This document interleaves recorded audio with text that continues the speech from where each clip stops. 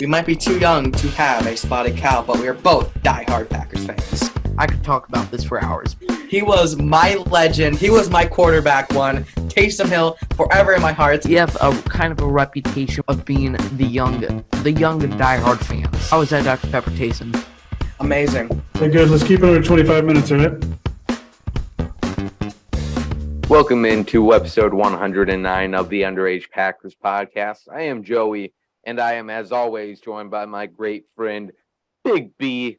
Big B, how you feeling now? Only 10 days away until the Packers start off their season in Minnesota. I don't think it hit me yet that week one is that close away yet, but I can tell you I am so ready for the season to start. Yes, I'm just so excited to get into the routine of things again. My weekly routine of podcasts that I listen to, all the content that I can consume, especially after the games.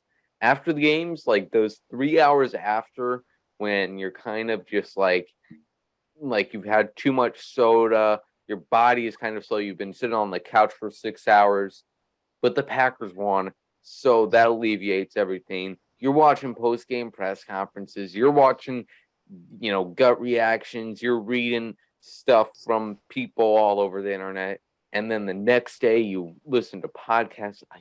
I cannot wait. We are almost there, and Underage Packers will be here for you all season long. Me and Big B will do our best to give you our thoughts, our interesting thoughts on the Packers season, where they will undoubtedly win the Super Bowl. I'm declaring it right here, right now. They are going to win the Super Bowl with the 53 men they have selected to be on their roster. And that's what we're going to be talking about today. The initial roster, the initial 53-man roster for the 2022 season of the Green Bay Packers. So we'll be talking about that today. We'll be talking about the decisions the Packers made on cutdown day. Really not too many surprises, but we'll be going through that, talking about our surprises. And we'll also be kind of grading each position for depth-wise and also just the starter they have there. So it should be an exciting one. Before we get to 53-man roster talk, I did want to mention a few things just that I want to give a shout-out to. First off, me and Big B just recently put out there a video of us eating a whole bunch of cheese curds. This was an idea that came to us in probably about June when we were discussing content plans for when we make our hopefully now yearly trip up to Packers training camp, where we hang out for a week in Green Bay. And, a lot of ideas were tossed around. I'm thinking of a few now that I'm kind of mad we didn't pursue further, but that's all right. But the cheese curd video, we got that done, and it is so epic. Man, for lack of a better term, it was just epic. We went to 4 different restaurants on a quest to find the very best cheese curd in Green Bay. And I had to preface it at the start of the video, like, we're only there for 4 days. We don't got all the money in the world to be spending money on $10 cheese curds from every single restaurant in the city. So I'm sure there's some restaurants that we miss. There's some that I know that I would have liked to go to. Like we said, limited time, limited space for the video. So, hey, like I said in the video as well, if you got any other curd recommendations in the city, leave them in the comments. But it was awesome. We got Wes Hockwitz to join us for that. And thank you so much, Wes. Like, that was such a, looking back on it now, it's kind of like a holy cow moment, just because I'm thinking back to what we our idolization of guys like Wes, or maybe not idolization, but like they just seemed so out of reach, I guess, just on a whole different planet. The idea of us ever having frequent interactions with guys like him seemed so impossible. So looking back at it, it's like, holy cow, I was on the steps of Lambeau Field eating cheese curds with Wes Hockwitz, and he was doing it voluntarily. We didn't have to hold him hostage. Like, that's pretty absurd. very interesting that is one of our proudest moments so far doing this, but okay, whatever. The absurdity of it all, man. I mean, it took me a long time to edit that video, much longer than I anticipated. I know, you said that thing was supposed to be out like 2 weeks ago, and it just came out, like, what, 2 days ago? Yeah. I mean, I will say part of that was because some of the videos were messed up on my phone, and I had some videos recorded on my camera, so I was transferring a lot of different footage, but I'm glad it came out the way it did. So I'm going to play the intro to that video right now because that's what I love about it the most. I've rewatched that part like 10 times. I love it. So I'm going to play that part for you now. If that sounds something you're interested, go ahead and check that out. So in August, the Underage Packers crew made a trip up to Packers training camp. And no trip to Green Bay is complete without the fair share of cheese curds. So in a mission to find the best place to get cheese curds in Green Bay, Joey and Big B set out on a mission trying different cheese curds from all kinds of restaurants. Join the two on their emotional journey to find the best nugget of cheese in the city of Green Bay. All right, now that we got the curds out of the way, let me see. Do I have anything else in our miscellaneous section? I did want to bring up that Morgan Burnett retired as a Packer. I was glad to see him get his moment, man. He's one of those guys that I remember watching in my childhood. Played for the Packers from 2010 to 2017. I mean, I honestly could not name a single play he made. And I'm not saying this as like, I'm not saying that to say he's a bad player. You know, he was a very good player, but I just like can't remember anything besides 14 championship game, unfortunately. I just don't have a memory that sticks out, but he was obviously a great player. Glad to see him get his moment and sign that one-day contract back here in Green Bay. Yeah, Morgan was one of my favorite players when he was in Green Bay, and very underrated safety. He was definitely a beast, and like you said, so happy to see him finally get his moment and retire as a Green Bay Packer. Because in his post-game press conference, or I'm not in his Quite a difference. In his retirement press conference, he said that something didn't feel right, and he really wanted to retire the Packers. So I'm glad they got it done. Okay, because I was wondering. I know he left us in 17, and he played with the Browns and then the Steelers. But I'm like, man, there's no way he's just retiring now. Either he was holding on to hope for way too many years that a team would sign him, or he's just like, this is a few years after the fact. So, yeah, like I said, great to see Morgan back, and hopefully he enjoys retirement. He was pretty underrated. Now that I think about it, he's really not talked about too often. Yeah, and when you said you don't remember like a single play he's made, I'm like, wow, like I guess he is really underrated as a Packer. I probably need to watch some highlights because that would probably bring back some memories for sure. He probably had an interception in that what year was that when Russell Wilson threw like 5 interceptions? Probably had one during that game. So he had to have. Yeah, there was only 6. Look, there's only 6. Well, somebody might have had 2, but when you have 5 interceptions and there's 5 defensive linemen, like there's somebody, a safety has a pretty high chance of getting their hands on one of those. Yeah. So that's that. Now let's get to this 53-man roster. First thing I wanted to bring up, there was a lot of fear before cut down day that, oh my God, how are these players going to pass waivers? The Jack Heflins, the Caleb Jones, the Chris Slaytons, the Tyler Goodsons. How are they ever going to get cross waivers, and how are we going to get them back on the practice squad? And it turns out everybody besides Ty Summers cleared waivers. And I think what people kind of lose or just don't realize, and I'm not saying that I'm some great thinker that, realizes all the small details, but I think what is lost is the fact that every single team has their Jack Heflins of the world, their Juwan Winfreys of the world. So, those guys are obviously great football players, but to a certain point, there's many of them, every team has those guys. And there's only 53 spots. They got to feel confident with those guys they selected. So don't get so scared that those guys are going to get claimed off waivers. And that's a lesson for next year, I guess.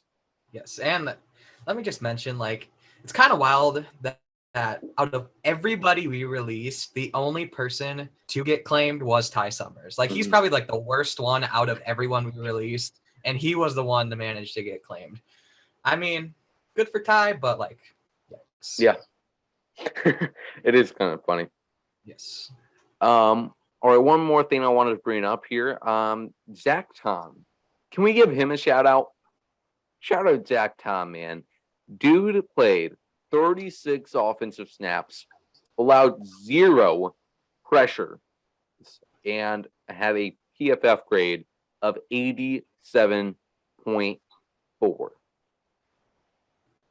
Round of applause for Zach Tom. Round of applause for Brian Gutekunst and co. It seems to be that they found another gem. I mean, I think we all knew when they got him in the 5th round that was kind of a steal. And it's sure seeming to be that way. So excited to see what Zach Tom can add to this team in this offensive line. Bunch of surprises for this roster. Like I said at the top, there really wasn't too many. The biggest thing that sticks out, I guess, is the fact that they only kept 2 running backs in Jones and Dillon, obviously. I think an important thing to keep in mind is the fact that Kylan Hill is going to be on the roster, hopefully at some point this year. He's currently on the PUP, so he has to be miss at least the first 4 weeks of the season. But then after that, he can come back as long as he is healthy too, obviously. So in those 4 weeks, I think we'll see a elevation here and there for Goodson or Taylor.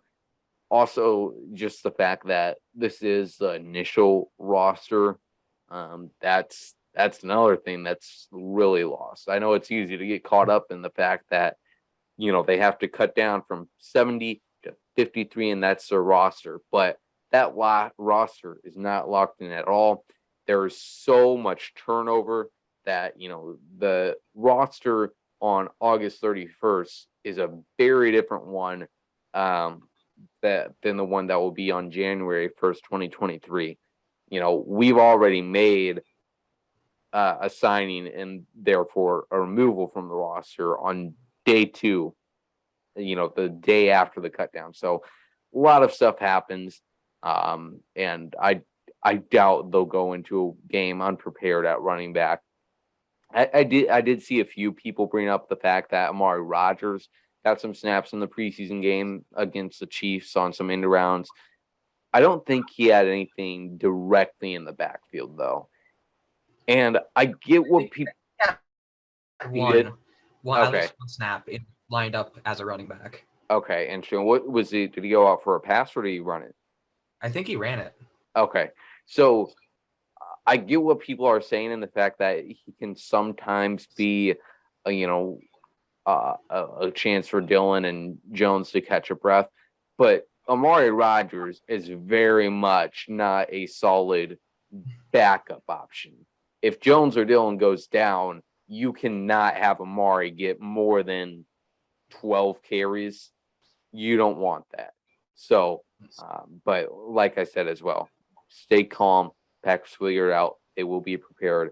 Whatever they feel is right at the running back position.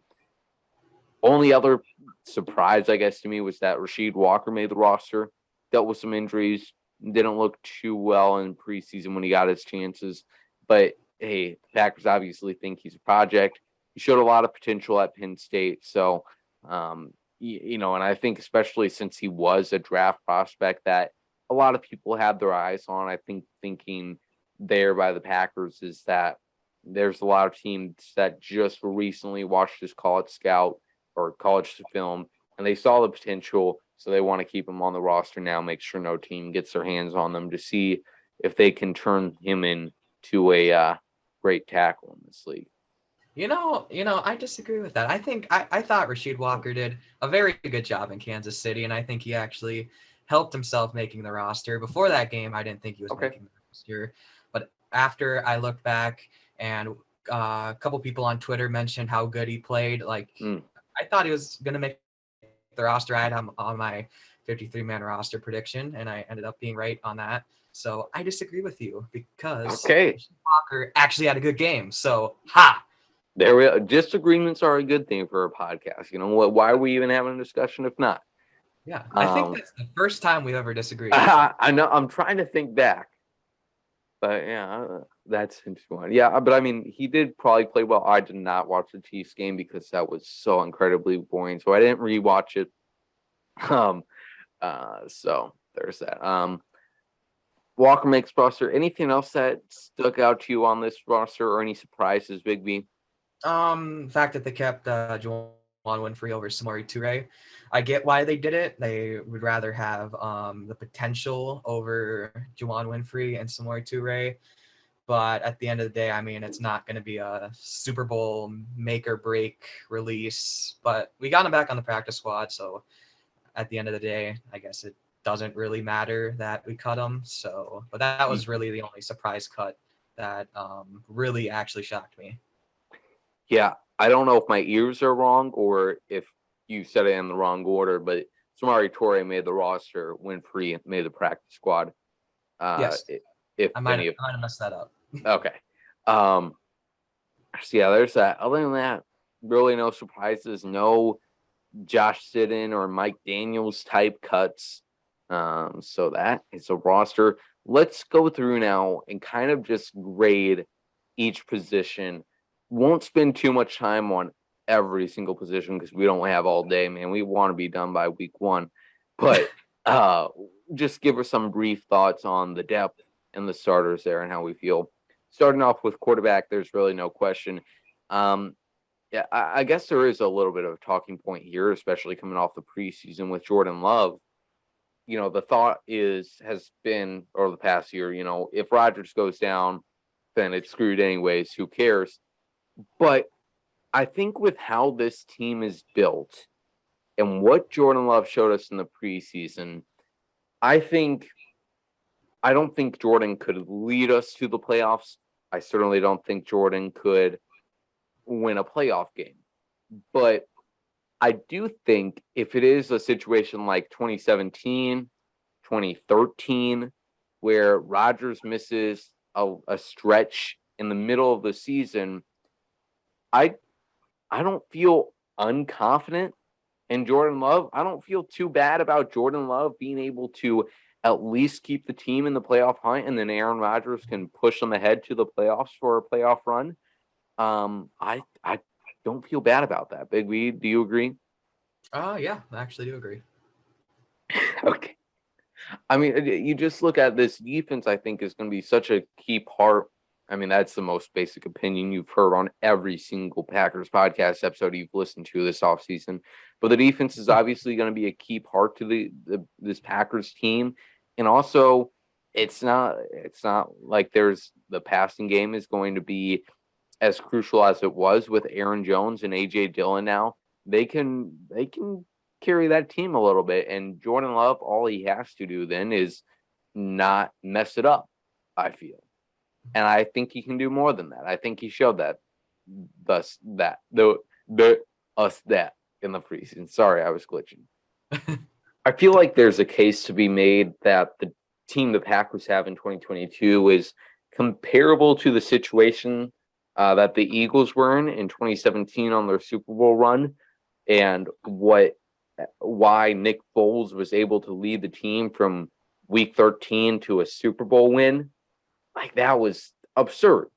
And, you know, a few of the strong points on that Eagles team was the offensive line, for one, but they were dealing with injuries on there too.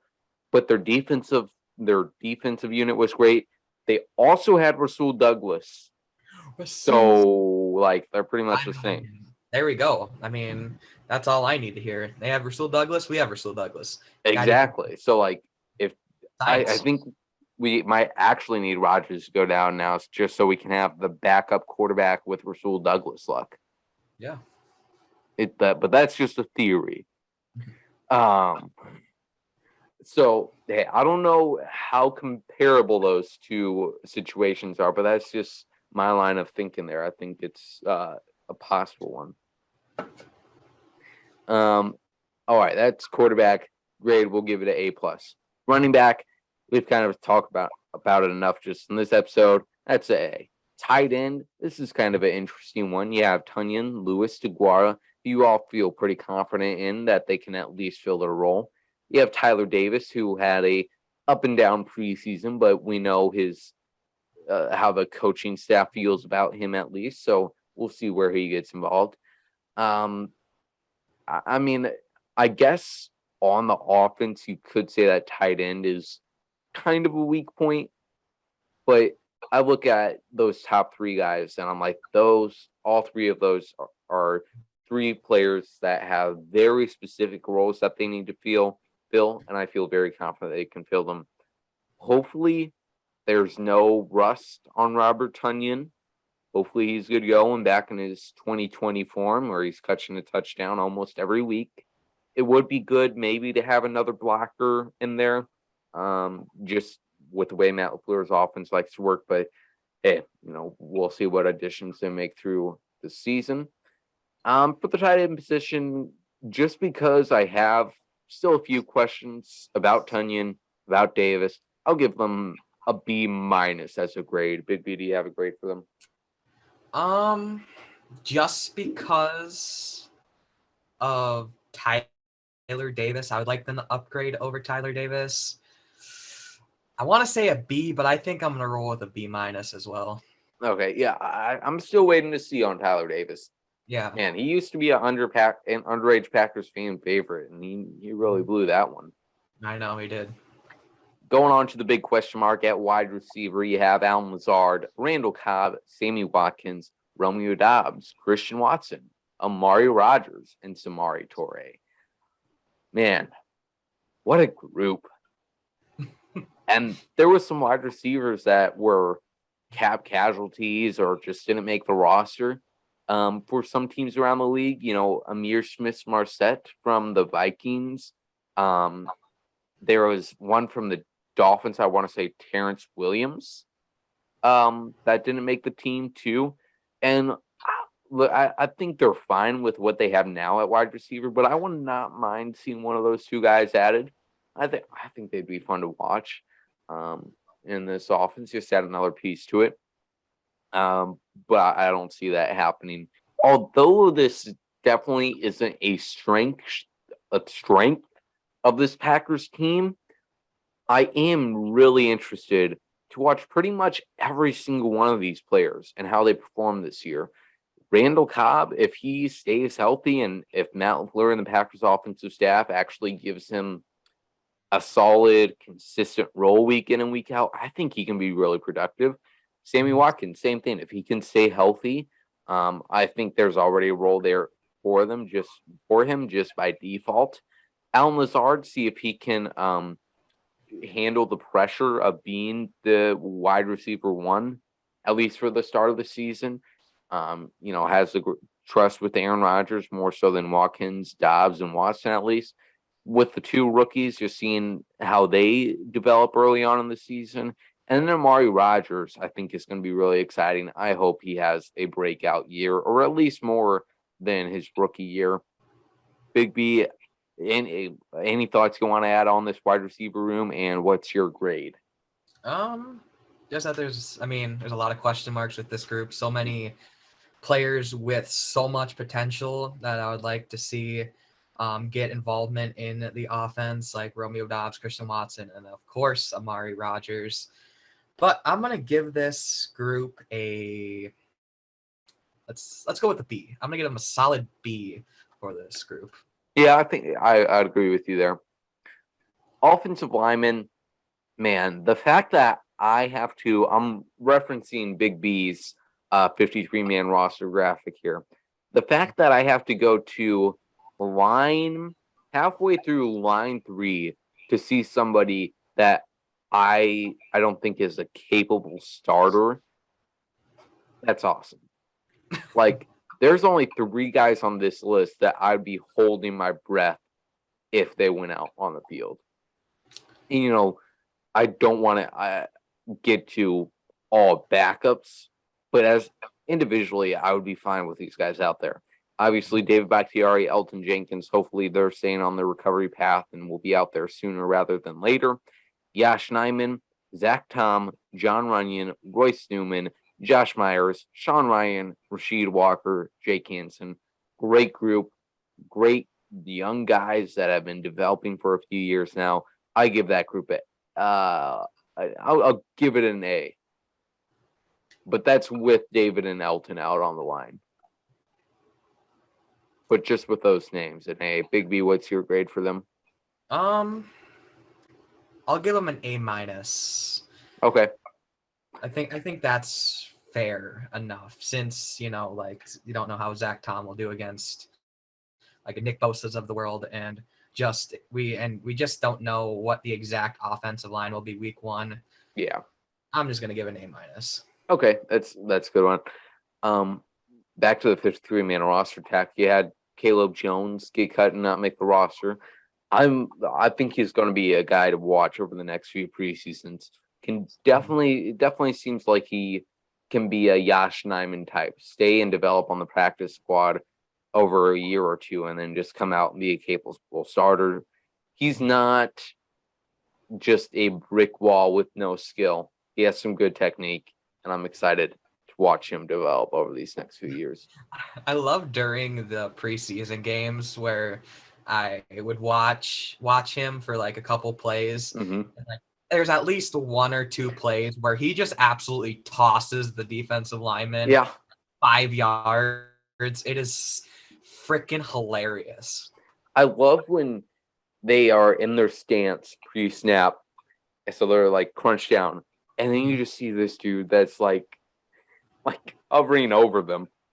It's like it's hilarious to watch. Like, the poor guy can't even get in a stance. Like, he's just so tall. Yeah. On to the dominating defensive side of the ball. Defensive line, some interesting decisions made here. Chris Slayton and Jack Heflin, both who had great preseasons, did not make the team. You did have Kenny Clark, though. I don't know why I mentioned him like that was a doubt. Kenny Clark, Jaron Reed, Dean Lowry, Devontae Wyatt, TJ Slayton, and Jonathan Thord. I mean, once again, Clark, Reed, Lowry, Slayton, and then Wyatt, developing throughout the year. Man, I feel good about those guys.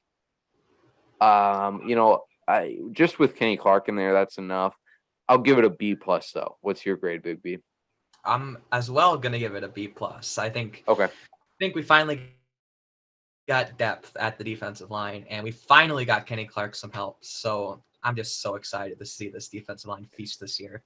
Yeah, only reason it's not an A is just because of the the doubts or the questions of Devontae Wyatt and TJ Slayton. How do they develop, and how does Reed fit into this defense? Yes. At outside linebacker, one of the biggest camp battles this year, you had Preston Smith, Rashawn Gary, JJ Nagbari, Tipan Aliai, and Jonathan Garvin making a team. So no Kobe Jones, no, who else am I thinking of? Ladarius Hamilton. Ladarius, yeah, that's a good one. He definitely had some special team ability too. He played some really well games in preseason as well. But Packers ultimately go with the 2 backups they had on the team last year and their 5th round draft pick in JJ. I would love to see Preston Smith break his even year curse. Every even year seems to be a down year for him, but then in the odd years, he goes off. Mm-hmm. So hopefully he can break that curse. He said this offseason that he identified the problem and why he does have those up years and then down years. So hopefully he stays in that 2021 form that we saw. Maybe another 13 sack year. And then obviously Rashawn Gary, I still think the best is yet to come from this young man. Cannot wait to see him continue to dominate this year. I'll give another solid B+ to that group. I'm gonna say a B, just a plain old B for the outside linebacker spot. Okay. Then at inside linebacker, no questions asked. I think Quay Walker is going to look like a pro. He's going to look like a veteran who has seen the, everything. I think he's going to be a Pro Bowler day one. I cannot wait to see that man out there. Defensive rookie of the year good? MVP level good. Oh my. I cannot wait. Campbell with Walker, that pairing is enough. And then you have Chris Barnes as your inside linebacker 3. Hey, Barnes as inside linebacker 2 was inconsistent last year, but you felt good about him out there. And you feel great about him at inside linebacker 3. Isaiah McDuffie at inside linebacker 4, one for special teams and also just for inside linebacker depth as well. Looked good this preseason. Looked like a heavy hitter last preseason. So inside linebacker as a whole, you got to feel good about. I'm giving this group an A. I am going to give it an A as well. Okay. I was going to go A-, but this group's pretty good, so I'm just going to give it an A. Yeah. I mean, I know it's a different tone from the extreme optimism I just had, but, all depends on how Quay develops, how quickly he can assimilate onto this defense. Yeah, I mean, you got almost 3 starters at inside linebacker. Yeah. That's wild, and that's way more than we had, for the Packers. This is the most we had since, probably the 60s at inside linebacker. We're stacked compared to the last 20 years. Truly. Yeah. Crazy. At corners, the All-Pro and Jair Alexander looks like he's going to be a full go after dealing with that shoulder injury last year. You have the All-Pro Rasul Douglas. You have the great second-year player Eric Stokes. Then they only have 2 corners behind that, in Keyshawn Nixon and Shamar John Charles. The depth there isn't ideal, but hey, they found a Rasul Douglas once. Why not do it again? And also, Shamar Jean Charles did not look bad in the preseason. Yeah, he was locked down. Yeah, I mean, I was still not over that awful pass interference call that he got against the Chiefs on the great pass breakup. That was so bull. How is that defensive pass interference? That is textbook coverage. Yeah, I mean, the good thing is though, for Shamar in the preseason, he's just trying to put stuff on tape, and ultimately that play still goes on tape and they see that's all off call. Sure. Just for the depth, I'll say, well, no, who cares about the depth? This is 3 great cornerbacks. I'm going to say A-. I'm going to give it an A+ because we got Rasul Douglas. That's the only reason. Oh, and that Jair kid. He's pretty good too. Yeah, of course. Yes. And then safety, Amos, Darnell Savage, and then 3 special teamers here. Abernathy's not on the roster anymore. It's Rudy Ford instead. Rudy, who did not go to Notre Dame. That's the first thing I looked up when I saw we signed him. I was like, did he go to Notre Dame? But he did not. So that's disappointing. But now Rudy Ford, Dolan Leavitt, and Tariq Carpenter. We know what we're getting out of the 2 safeties. Except Savage, I think, still a few questions about him. I think he can I think he can still take another step that we haven't seen yet. If he can just hold on to a few more of those interceptions, those stats are going to look really good. And obviously coming up with a few more big plays for us would be nice. Yes, and he's playing for a new contract this year as well. This contract's at the end of the year, I think. Well, he did get the 5th-year option. But anyways, they will start negotiating at the end of the season anyways. Yes. I'll give this group, once again, the depth isn't great, but I'll give it an A-. I'd feel a lot more comfortable if we kept Sean Davis. He had a really camp. I don't understand why we cut him. I don't know how he had his injury. Yeah, I know, but I don't know how severe his knee injury was. But I mean, you could have kept him and then put him on IR and then bringed up another guy. But whatever. That's a discussion for another day. Yeah. And plus, I like me and Sean Davis are bros now because of Instagram. But that's also another story for another day. And all my problems, I'm gonna give it a B plus.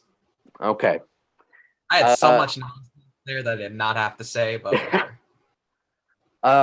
Now a few guys on the special teams, they did not keep Ramiz. What is it?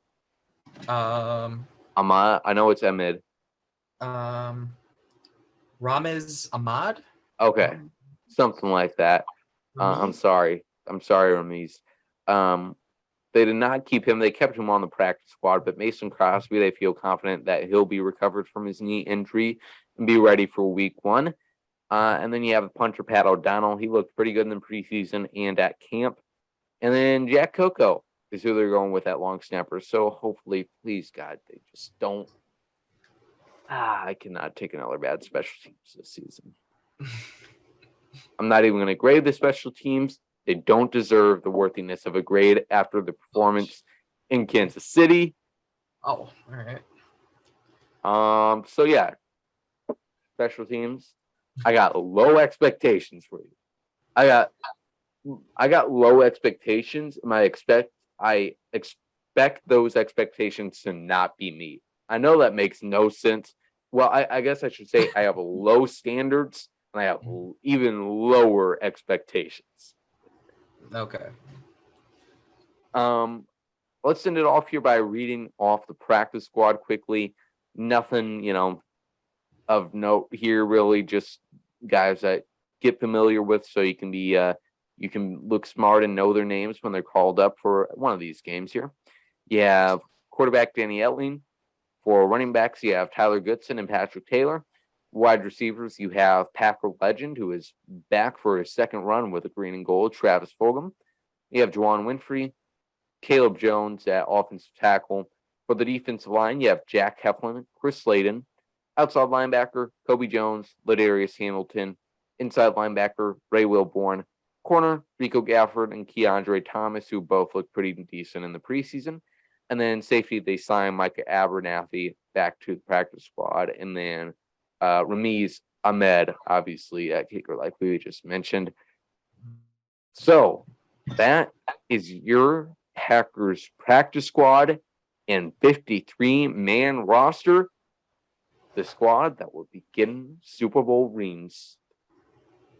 Cannot wait till next week when we are previewing Packers versus Vikings, just like we did 3 years ago in 2020, previewing week 1, Packers versus Vikings in Minnesota. We'll be doing the same thing here next week. So make sure you subscribe, follow us everywhere so you don't miss that. Big B, any final thoughts you want to add? Go Pack, go. Very well stated and a great place to end this off. We'll talk to y'all later. Go Pack, go. If you don't mind, we got a football game to play. For Team Dr. Pepper, baby. Suiting up. Let's go. I'm in troubles here. Hey, let me take it. Ooh, there we go. This was a tremendous idea. Oh, yeah. Yeah. Let's go, baby. Go, Pack, go.